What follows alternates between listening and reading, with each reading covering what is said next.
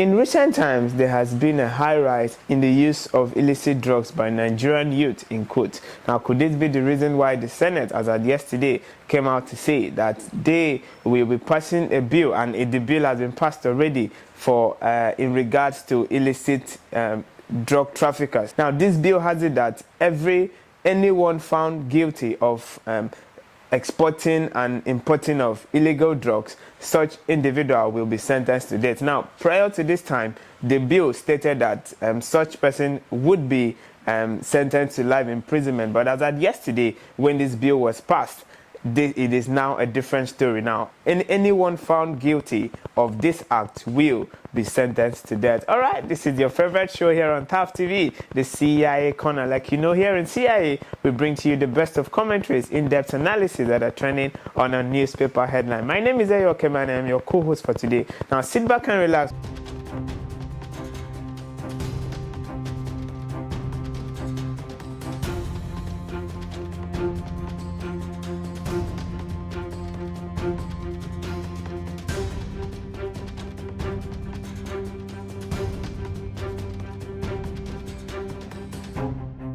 All right, you're welcome back from that quick break. Now, the National Drug Law Enforcement Agency Bill, as of 2024, stated that anyone found guilty of trafficking illicit drugs will be sentenced to life imprisonment. Now, that is no longer the case, because as of yesterday, that bill has been amended and is stating currently that anybody found guilty of trafficking these illicit drugs, like the importation and exportation of illicit drugs, such an individual would be sentenced to death. Although there was some level of disagreement in the House of Senate yesterday, some senators were disagreeing to this fact, because indeed this is just too tough for a young nation, Nigeria. Forgive me if I have to call Nigeria a young nation. Now, the Senate also made it clear that it is them trying to meet up the standards of the world, because some nations like Dubai are already placing this particular bill on a death sentence long before now. Although, if we want to consider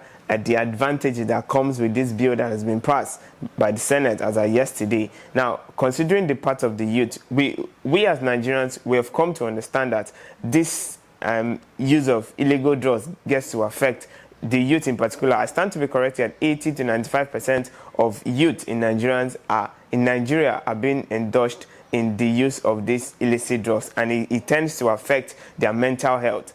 Even if we want to look at it economically, this importation and exportation of these illicit drugs, it doesn't add up to Nigerians' economy at all. So having to stand against this bill at this point in time is really, really not necessary, because this is something that will actually checkmate the level of corruption that we are facing as a nation. And now, also considering, because for everything that has advantage surely has disadvantage. Now, also considering the disadvantage that comes with this particular bill that has to do with death sentence for everyone that traffics these illicit drugs. Now, we have cases where some persons carry out more deadly acts than this abuse of drugs, and they are not being sentenced to death. And here we are, the Senate are telling us for every illegal importation and trafficking of these illicit drugs, you will not be sentenced again to life imprisonment, you will be sentenced to death. Now, also addressing the disadvantage yet again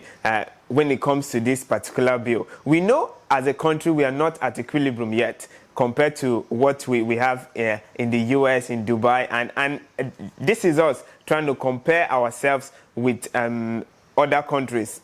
That is, at this point, that is really, really not fair. Now, let's get to look at it from this angle. What if our top politicians are found guilty of this very act? The question is, would they also be sentenced to death? Because we've had cases where some persons are being replaced. Like, it's not just, it doesn't just end in the movies we see where some persons would actually carry out a particular act, and prior to the fact that this person that committed this crime is of a high profile personnel, and some should I say low-level persons are being used to replace them. Now that is the case in Nigeria. That's why I say we are not yet at equilibrium. So this particular bill is not, should I say, the proper timing is not right.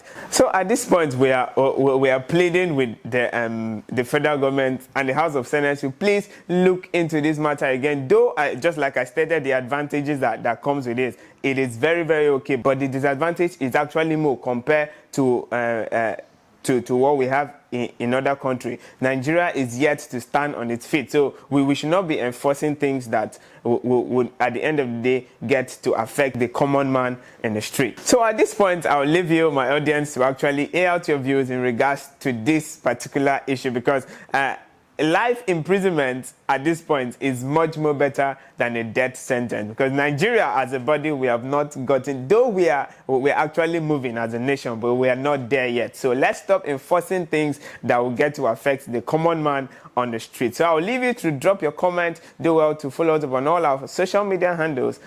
And if you're yet to subscribe, please subscribe so you get notified each time we bring you trending headlines just like this one. This has been your favorite show here on TAF TV, the CIA Corner, and I've been your co-host for today, Eyal Keme.